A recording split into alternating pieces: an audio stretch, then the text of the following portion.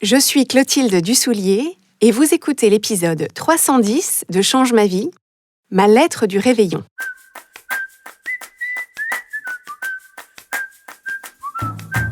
Bienvenue sur Change ma vie, outils pour l'esprit.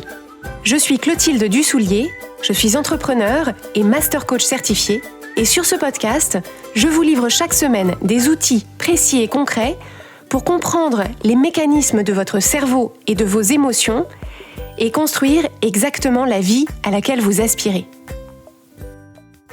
Ceci est le premier épisode de Change ma vie en cette nouvelle année et je veux commencer par vous adresser mes meilleurs vœux. J'espère que la période des fêtes de fin d'année a été douce, reposante, lumineuse même, et que vous prenez un moment en ce début d'année pour imaginer une année extraordinaire à votre image.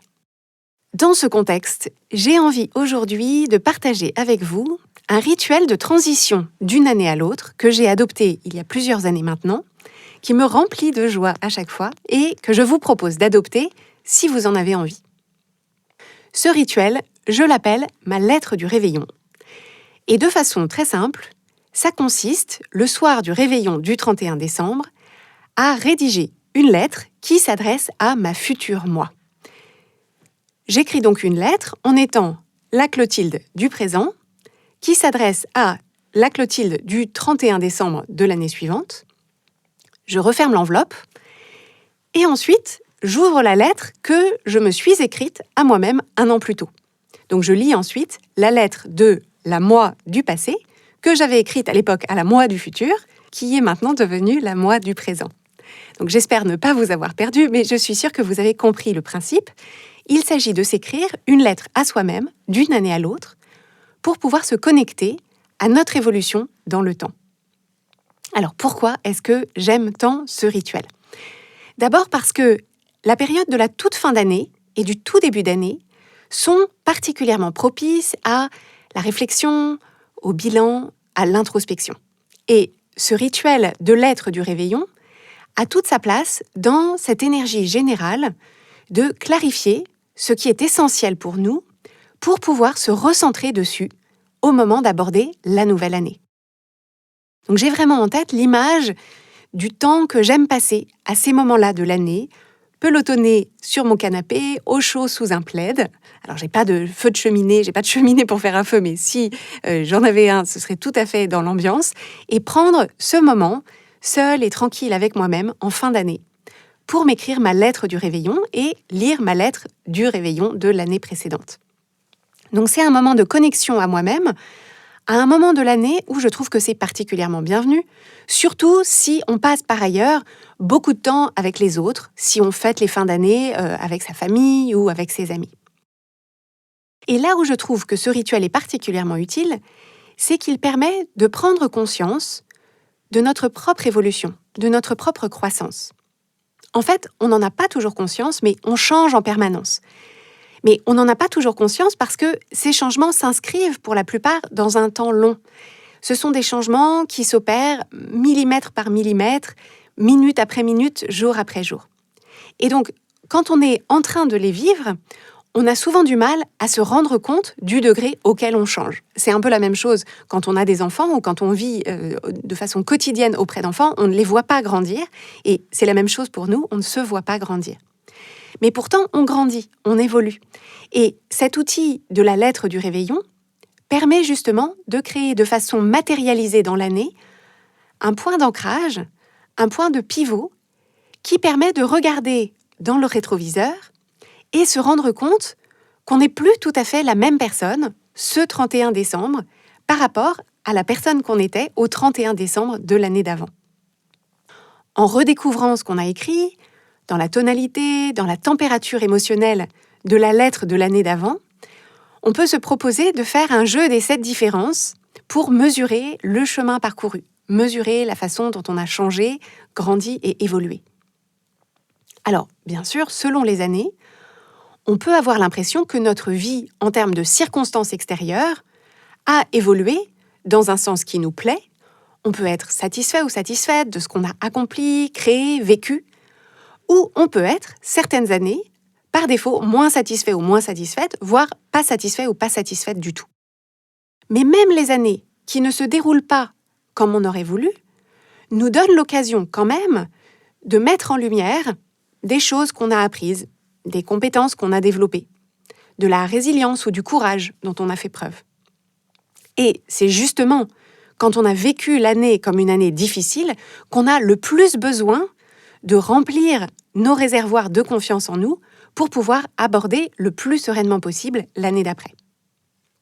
Donc ça, c'est la première utilité de la lettre du réveillon, prendre conscience de notre propre croissance, de notre propre évolution et mesurer le chemin parcouru. Un autre bénéfice de cette pratique de la lettre du réveillon, c'est que c'est une invitation à vous projeter à 1 an. On peut se poser la question de quelle façon est-ce qu'on aimerait avoir avancé d'ici la fin de l'année. Si on se projette dans la version de nous qui vivra le 31 décembre de cette année qui démarre tout juste, qu'est-ce qu'on lui souhaite ? Qu'est-ce qu'on aimerait qu'elle ait pu mettre en place ? Qu'est-ce qu'on aimerait qu'elle ait pu vivre ?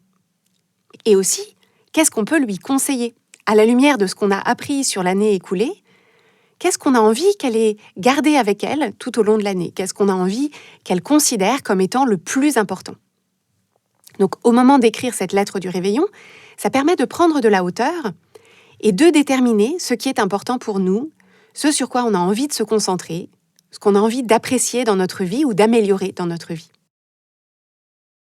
D'une façon plus générale, quand on considère la lettre de l'année d'avant qu'on redécouvre et la lettre de l'année d'après qu'on se propose de rédiger, l'ensemble de ces 2 lettres permet de renforcer cette alliance qui me paraît tellement importante de nouer entre le nous du passé, le nous du présent et le nous du futur.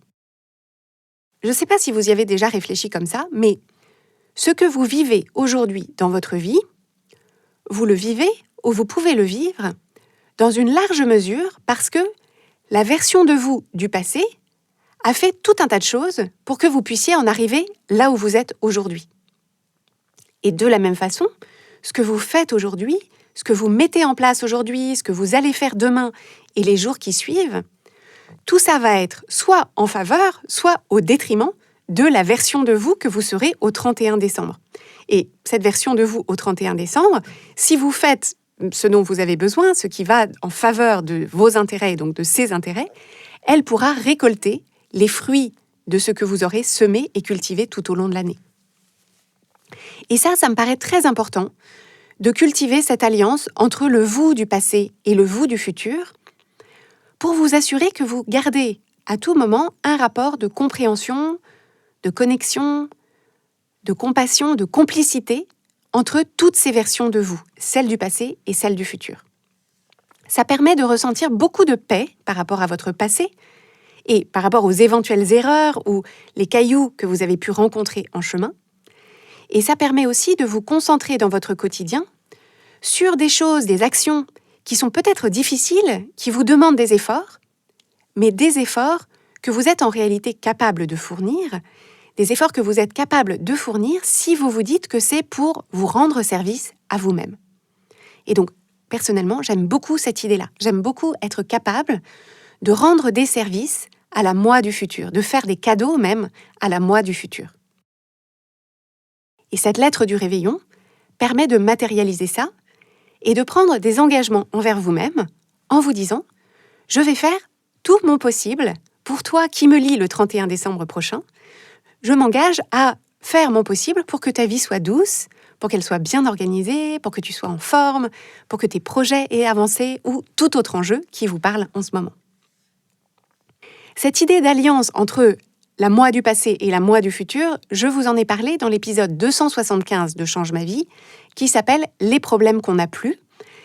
Dans cet épisode, je vous ai donné l'image d'une ribambelle, une ribambelle de petits personnages qui sont en fait toutes les versions de vous et qui se donnent la main. Et donc, vous êtes nombreux et nombreuses à avoir réagi à cet épisode et à avoir beaucoup aimé cette image qui vous a été utile. Donc, si vous n'avez pas encore écouté l'épisode 275, il est évidemment disponible sur toutes les plateformes d'écoute. Et ce que j'aime aussi dans cette image de la ribambelle, c'est ce que ça nous dit sur l'arc narratif de notre propre vie. J'aime bien imaginer que si on écrit sa lettre du réveillon chaque année, pendant un certain nombre d'années, on pourra mettre ces lettres bout à bout et bout à bout, elles raconteront quelque chose de nous, quelque chose de notre parcours de héros ou d'héroïne. En écrivant la lettre du réveillon, en essayant d'y mettre le plus de notre sagesse personnelle, le plus de ce qu'on a appris, ce qu'on a compris, ce qui est le plus important pour nous, ça permet d'adopter une façon de raconter et donc une façon de vivre notre vie qui me paraît être la version la plus élevée, la plus authentique aussi, et celle qui nous permet de garder vraiment à l'esprit ce qui est essentiel.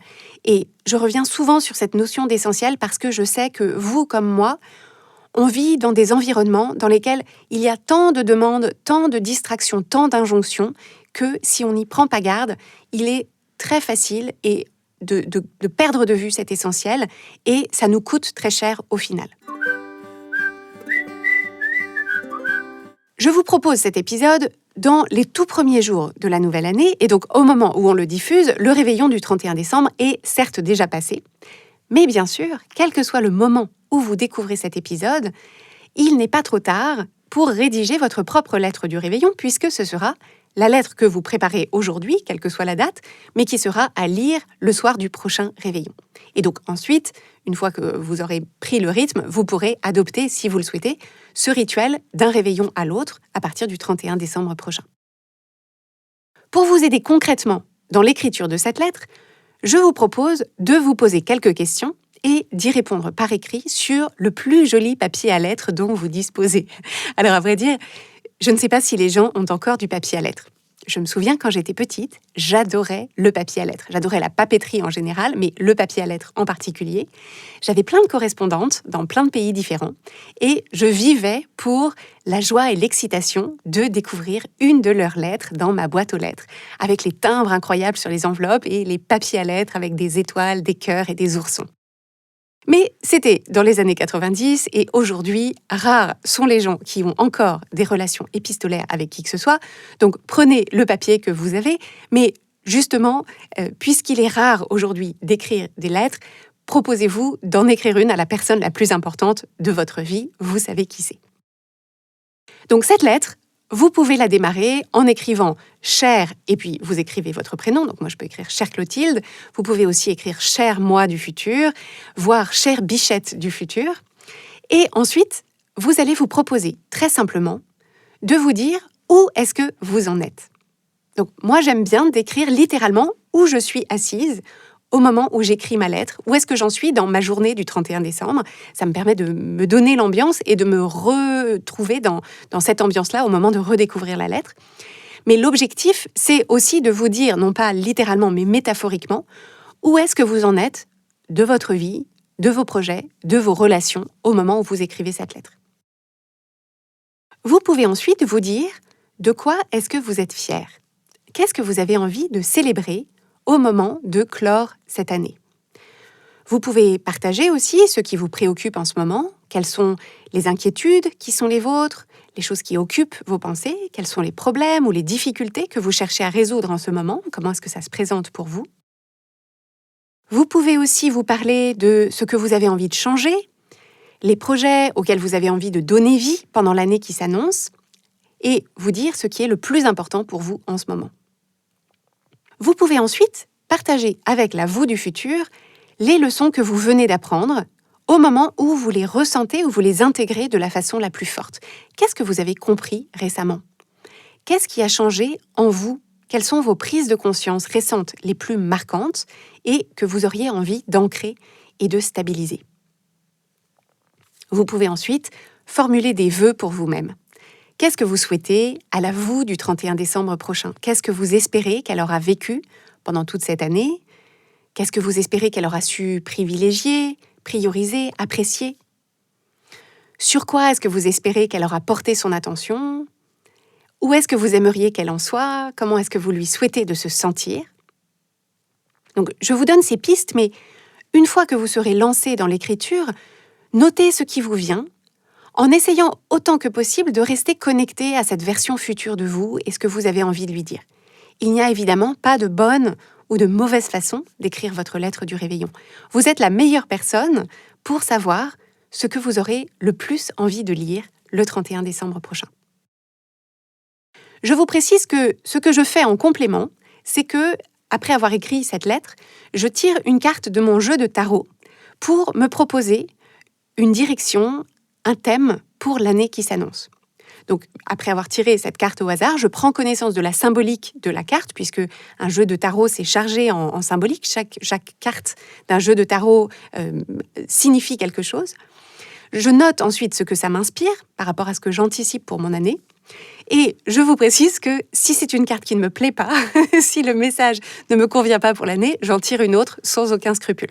Donc, avant que vous me posiez la question, le jeu de tarot que j'utilise est un tarot de type Rider-Waite. Donc, Rider, ça s'écrit R-I-D-E-R W-A-I-T-E. C'est le type de tarot et le jeu de symbolique le plus utilisé dans le monde anglophone. Mais bien sûr, si vous voulez intégrer ça à votre lettre du réveillon, vous pouvez utiliser n'importe quel jeu de cartes de type carte oracle, donc un tarot de Marseille ou toute autre carte oracle. On en vend plein maintenant avec plein de thématiques différentes. Si vous en avez un que vous aimez utiliser pour vous connecter à votre intuition, vous pouvez utiliser ça à ce moment-là. Une fois que vous aurez terminé votre lettre, il ne reste plus qu'à la cacheter et à écrire sur l'enveloppe, à ouvrir le 31 décembre avec l'année en question. Vous l'arrangerez ensuite à un endroit dont, idéalement, vous vous souviendrez le 31 décembre prochain, parce qu'il n'y a rien de plus frustrant que de se dire « Ah, je vais ouvrir ma lettre du réveillon » et la lettre du réveillon est introuvable. Donc, notez bien où vous rangez votre lettre et ensuite, vous n'avez plus qu'à vous réjouir du cadeau que vous allez vous faire le 31 décembre prochain, date à laquelle vous pourrez ouvrir et redécouvrir cette lettre que vous vous êtes écrite un an plus tôt. Vous verrez quel effet ça vous fait. Pour ma part, quand je relis ma lettre du réveillon précédent, je suis toujours émue de me reconnecter à la moi du passé. Et ce qui me frappe à chaque fois, c'est que je trouve qu'elle fait preuve de beaucoup de sagesse. Je me dis, tiens, c'était vraiment juste, c'était bien vu, et ça me fait chaud au cœur de me connecter en pensée à cette version ancienne de moi, et de constater de quelle façon est-ce que j'ai pu continuer sur sa lancée, de quelle façon est-ce que j'ai pu, en alliance avec cette version passée de moi, continuer à avancer dans la direction que je m'étais donnée, continuer à apprendre, continuer à évoluer, et voir tous les points communs qu'elle et moi avons encore. Donc, je vous précise que c'est pour ça que je fais les choses dans ce sens-là. On pourrait se dire que c'est plus logique, ou en tout cas chronologique, d'ouvrir d'abord la lettre de l'an dernier avant d'écrire la lettre que je réserve à la moi de l'année prochaine, mais je préfère commencer par écrire ma nouvelle lettre sans être influencée par ce que j'avais choisi de m'écrire l'année passée. Je trouve que c'est plus révélateur de mon état d'esprit actuel, et c'est vraiment ça que je cherche à mettre le plus en lumière dans ma lettre, mais je vous avoue que, de façon intéressante, chaque année, j'écris ma lettre et je me dis « cette lettre est très bien », et je lis la lettre de l'année précédente et je me dis « Ah, cette lettre-là était mieux que celle que je viens d'écrire ». Et je pense qu'il y a un effet de distanciation. La mise en lumière de ma sagesse aujourd'hui me frappe moins que la mise en lumière de ma sagesse du passé. Donc, vous me direz si ça vous fait le même effet. Donc, je vous confie ce rituel et je vous propose de programmer un petit moment avec vous-même dans les jours qui viennent pour écrire votre lettre du réveillon, celle que vous ouvrirez avec plaisir et connexion le 31 décembre prochain. Et si vous avez envie, dans le prolongement de cette lettre, de vous donner les moyens d'aborder cette nouvelle année avec le plus de confiance, le plus de clarté et le plus d'énergie, j'ai une invitation à vous faire. Je vous invite à participer à la masterclass Nouveau départ que nous animerons pour vous les 16 et 17 janvier prochains. Au cours de cette masterclass, on va vous donner les clés pour vous fixer des objectifs motivants, ambitieux et réalistes, et surtout comment créer les conditions du succès. On va vous expliquer pourquoi la plupart des gens n'atteignent pas leurs objectifs, et donc ce qui a pu vous en empêcher par le passé, et comment éviter ces écueils en 2024. Vous ressortirez de la masterclass avec une idée claire de vos objectifs pour 2024 et comment vous mettre en action avec confiance et élan. C'est une toute nouvelle masterclass qu'on vient de développer pour vous, qu'on vous propose gratuitement.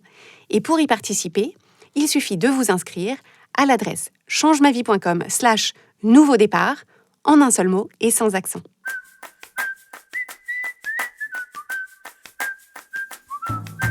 Si Si vous aimez Change ma vie, vous allez adorer Change ma vie mode d'emploi. Change ma vie mode d'emploi, c'est le programme de coaching qui va vous donner des ailes pour atteindre tous vos objectifs de vie. Grâce à notre méthodologie unique, nous allons vous guider pas à pas pour développer la vision riche et vivante de ce que vous voulez. Nous allons vous aider à trouver la clarté sur la façon la plus simple et la plus directe de l'obtenir, et nous allons vous apprendre à soutenir votre élan tout du long en surmontant les obstacles avec confiance pour vous sentir avancer tous les jours vers la vie à laquelle vous aspirez. Si vous écoutez Change ma vie, c'est que vous savez que vous avez une vie extraordinaire à vivre. Une vie qui a du sens et un impact, et c'est notre mission et notre passion de vous y aider. Je vous donne donc rendez-vous dès aujourd'hui sur changemavie.com/coaching pour avoir toutes les informations.